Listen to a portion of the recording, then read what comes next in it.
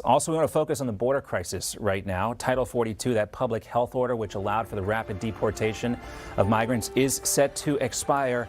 This is going to happen next week on December 21st. And so far, according to CPB numbers, 156,000 migrants have been expelled under the Trump-era policy. Now, despite the policy, Border Patrol agents are still overwhelmed and facing record numbers of illegal crossings right now.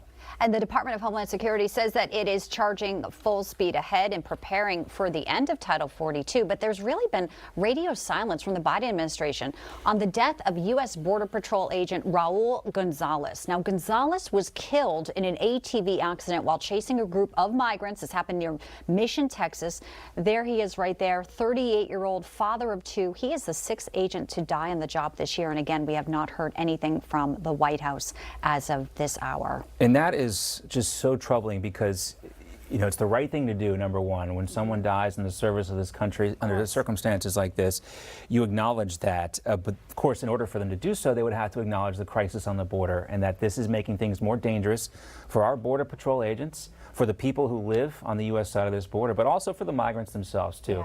Yeah. A record number of deaths of migrants occurring at this border, and they feel like this is their opportunity. The time is now, and they're staging now just below the southern border because Title 42 is about to expire. They're getting ready. Yeah. Very insensitive for that, you know, for that poor agent there. Raul Gonzalez is his name, and obviously his family's in grief and mourning. All right, let's talk about the Texas Department of Public Safety, too, because they are now stepping up where the federal government is not. They are continuing to combat human smugglers at the southern border. Let's get you out there live. Our border correspondent Jason Jones right now joins us with an exclusive look at one of these cases playing out. Jason, good afternoon. Great to see you.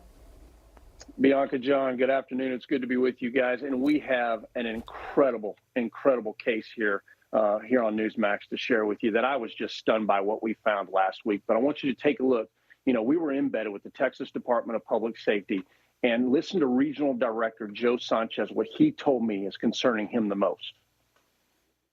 When it comes to these stash houses and the increases that you're seeing here, what really bothers you the most? And can you give me an example? So what bothers me the most is the women and the children that are being victimized by these smuggling groups. We caught a smuggler not too long ago that had a boy with her. And it was quite obvious that the child did not belong to this smuggler. We had the child removed from the smuggler, taken into custody and taken care of. FBI in Florida had gotten contacted by a family in Florida, explaining to them that they had a child that was being extorted and was kidnapped that was coming out of the El Paso area. That smuggler was actually the one that was calling the family in Florida and was extorting the family for $8,000 if they wanted their child back. I mean, people have died, you know, in that desert trying to walk this walk. And again, the smugglers don't care because they still collected their money. And the smugglers don't care because they just collected their money. That is a fantastic investigation, saving and rescuing that child and getting him back in the hands of his family, who, by the way, were in Florida. So when you talk about the logistics and what's taking place along the southwest border and how far the impact is in this country, this case is a great example of the evolution of human smuggling, human trafficking taking place at ground zero on the southwest border in El Paso. Guys, I have unbelievable footage that we're going to be sharing with you for weeks. We got so much. El Paso is ground zero now for this border crisis. And, you know, for the next coming weeks, you're going to be seeing hundreds and hundreds of family units turning themselves in. But when we were embedded with law enforcement, we were chasing runners with local, state, and federal law enforcement. And these are some of the secondary impacts. I will tell you, America's new slave trade, it is here. And these types of investigations are just back to back. I mean, we were with them on a stash house when they rescued an 11-year-old girl and 12 other migrants. And then never mind the bailouts and pursuits that we were involved in. We even watched as one woman fell over the fence, broke both of her legs. And then 45 migrants and smugglers ran by her and just left her there as Border Patrol agents were rescuing her. So get ready. We've got a lot of exclusive video, just like what you just saw taking place. But El Paso, all eyes should be on El Paso right now, guys. Back to you.